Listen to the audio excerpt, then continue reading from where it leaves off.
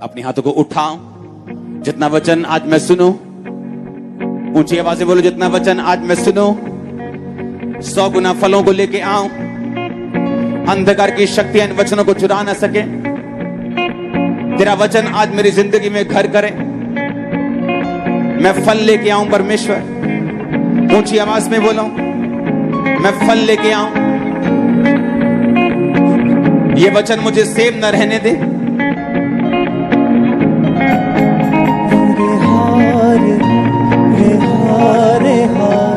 प्रभु यीशु मसीह के सामर्थी नाम में हम मांगते हैं। मैं चाहता हूं आप इसे नोट करें क्योंकि वचन ज्यादा है। दूसरा शमूएल 21 उसकी 1 से 14 आयत,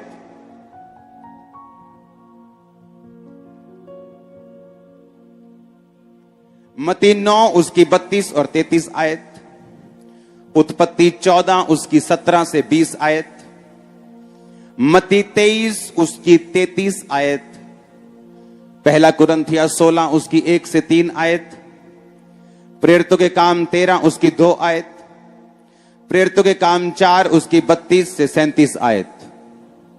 दूसरा शमूएल 21 उसकी 1 से 14 आयत, उसमें लिखा है दाऊद के दिनों में लगातार 3 वर्ष तक अकाल पड़ा। तो दाऊद ने यहोवा से प्रार्थना की। यहोवा ने कहा, यह शाऊल और उसके खूनी घराने के कारण हुआ, क्योंकि उसने गिबोनियों को मार डाला था। तब राजा ने गिबोनियों को बुलाकर उनसे बात की, और गिबोनी लोग इजराइलियों में से नहीं थे, वो बचे हुए एमोरियों में से थे, और इजराइलियों ने उनके साथ शपथ खाई थी। परंतु शाऊल, जो इजराइलियों और यहूदियों के लिए शाऊल को जो जलन हुई थी, इससे उसने उन्हें मार डालने का प्रयास किया था। तब दाऊद ने गिबोनियों से पूछा, मैं तुम्हारे लिए क्या करूं और क्या करके ऐसा प्रायश्चित करूं कि तुम यहोवा के निज भाग को आशीर्वाद दे सको। गिबोनियों ने उससे कहा, हमारे और शाऊल और उसके घराने के मध्य रुपए पैसे का कोई झगड़ा नहीं, और ना हमारा काम है कि किसी इजरायली को मारें। उसने कहा, जो तुम कहो वह तुम्हारे लिए मैं करूंगा। उन्होंने राजा से कहा, जिस पुरुष ने हमको नष्ट कर दिया और हमारे विरुद्ध ऐसी युक्ति की कि हमारा सत्यानाश हो जाए, इसलिए इजराइल के देश में वो आगे को ना रह सके। उसके वंश के 7 जन हमें सौंप दिए जाएं, और हम उन्हें यहोवा के लिए, यहोवा के चुने हुए शाऊल की गिबा नामक बस्ती में फांसी देंगे। राजा ने कहा, मैं उनको सौंप दूंगा। परंतु दाऊद ने और शाऊल के पुत्र योनातन ने आपस में यहोवा की शपथ खाई। इस कारण राजा ने योनातन के पुत्र मपीबोशेत को, जो शाऊल का पोता था, बचा रखा। परंतु अम्मोनी और मपीबोशेत नामक अय्या की बेटी रिस्पा के दोनों पुत्र, जो शाऊल से उत्पन्न हुए थे, और शाऊल की बेटी मेरब के 5 बेटे, जो महौलवासी बर्जिल्ले के पुत्र अदरिएल की ओर से थे, इनको राजा ने पकड़वाकर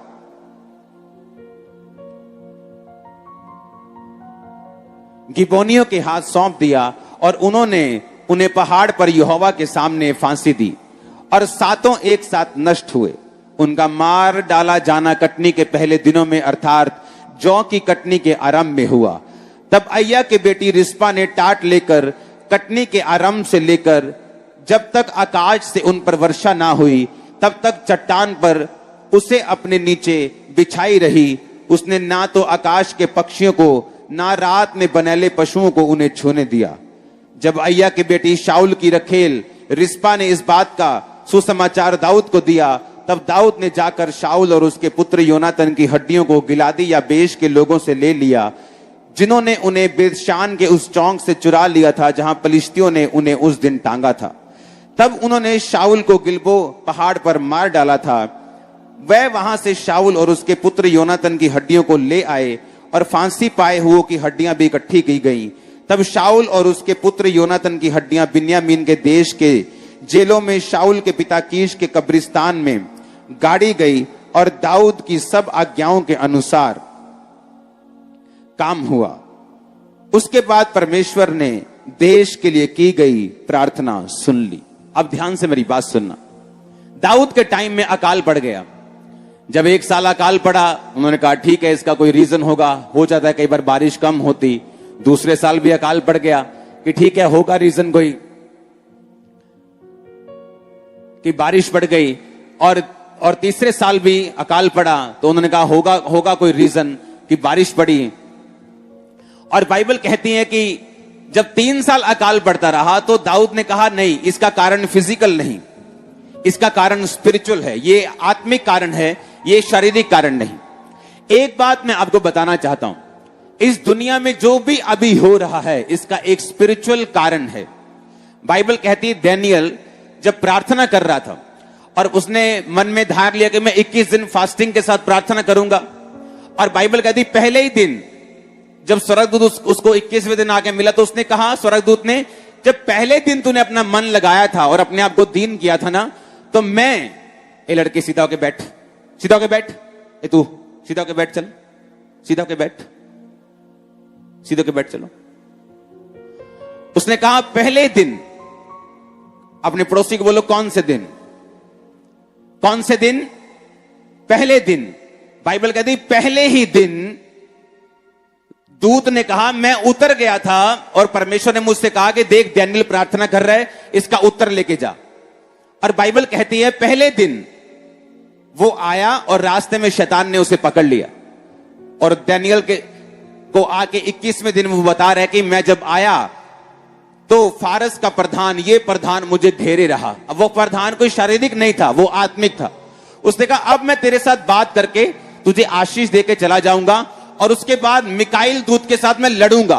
और बाइबल कहती है जब वो दूत जाके स्पिरिचुअल रेलम में लड़ा, उस देश की गवर्नमेंट चेंज हो गई और वो राजा बदल दिया गया था। पहले आत्मा में हुआ, फिर शरीर में हुआ।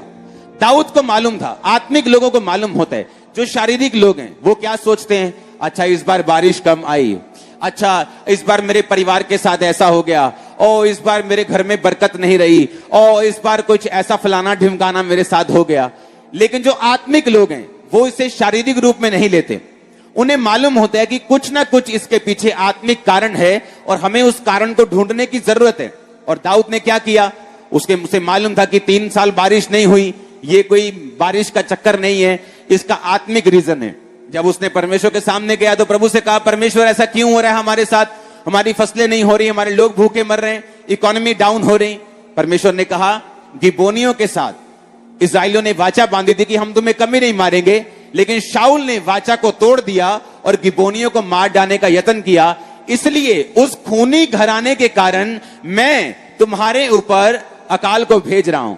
उसने कहा परमेश्वर ठीक है, मुझे मालूम हो गया। उसने गिबोनियों को बुलाया और कहा कि हम क्या करें। गिबोनी भी समझदार थे, वो जानते थे कि इजराइलियों से, इजराइली जाति जो है, दाऊद खुद भी इजराइली है और खुद भी यहोवा से प्रेम रखता है, तो हम इजराइल की कोई भी ऐसी श्राप ना मांगे ताकि ऐसा ना हो कि वो श्राप दाऊद को लग जाए और बाद में दाऊद फिर हमसे बदला ले। वो बहुत समझदार थे। उन्होंने कहा हम नहीं चाहते इजराइल का नाश हो, पर जिस बंदे ने हमारा नाश किया था हम चाहते कि उसका वंश नाश हो। दाऊद ने कहा ठीक है, उस वंश में से एक जन छोड़ के बाइबल कहती 7 लोगों को दे दिया गया और वो 7 लोगों को फांसी पर लटका दिया गया। लेकिन दाऊद ने जब सजा पूरी हो गई तो क्योंकि वो इजरायली था और इजरायली लोगों से प्यार करता था, तो उनकी हड्डियों को और उनके शवों का उसने अनादर नहीं होने दिया और उसको अच्छी तरह से गाड़ा। लेकिन अब जब उन 7 लोगों को टांग दिया गया, परमेश्वर के सामने उनकी सजा पूरी हो गई, तो बाइबल कहती परमेश्वर ने उस देश के लिए प्रार्थना को सुन लिया। मैंने देखा है परिवार में बीमारियों को कारण क्या, कि उनके बाप दादा ने किसी का खून किया। मैंने देखा है एक परिवार में एक बाप भीख मांग रहा है बच्चों से, बेटा मुझे प्यार करो, मेरे साथ रहो। कारण क्या, उसने किसी की प्रॉपर्टी खाई है, किसी के मकान पर कब्जा किया है, किसी की लाइफ को खराब किया है। अब वो कर्ज उसकी लाइफ पे आ रहा है। अब वो बड़ा समझाने की कोशिश कर रहा है, अरे भाई सुधर जाओ, क्या हो गया यार, ग्लोबल वार्मिंग है, क्या हो गया यार इस बार बारिश नहीं, क्या हो गया और यार इस बार ग्लोबल वार्मिंग ज्यादा हो गई, मौसम थोड़ा खराब हो गया। अरे भाई कुछ नहीं हुआ।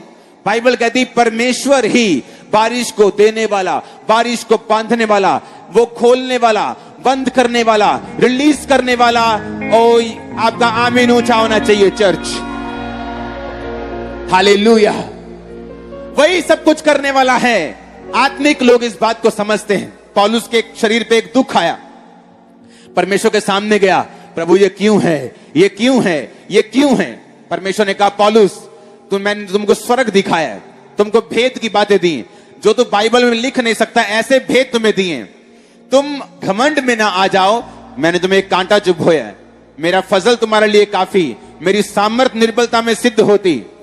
अब पौलुस को समझ आ गया कि मेरे शारीरिक दुख का कारण आत्मिक है कि परमेश्वर मुझे नाश होने से बचाना चाहता है। कई बार आप नाराज होते हैं, प्रभु ये आशीष मुझे अभी चाहिए, तू लेट कर रहा है, बाद में वीजा आया तो क्या फायदा, बाद में हीलिंग हुई तो क्या फायदा, बुढ़ापे में बच्चा हुआ तो क्या फायदा।